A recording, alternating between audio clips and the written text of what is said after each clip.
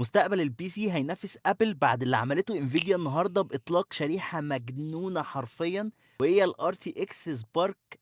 فالشريحه دي يا جماعه سوبر شيب حرفيا، تقدر تشغل عليها الاي اي، وهي يعتبر اي اي انجن وسي بي يو وجي بي يو في نفس الحاجه حرفيا بدون الحاجه لشركات تانية.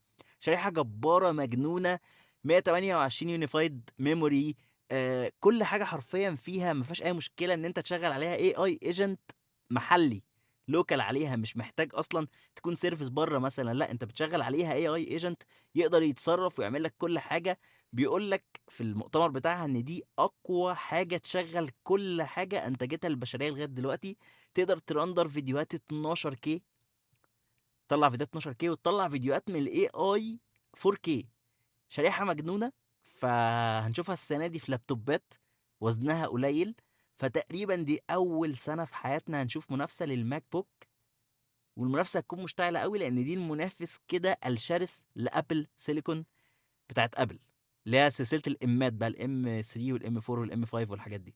فمتحمس جدا وهشارككم اكيد فيديو فيه تفاصيل اكتر.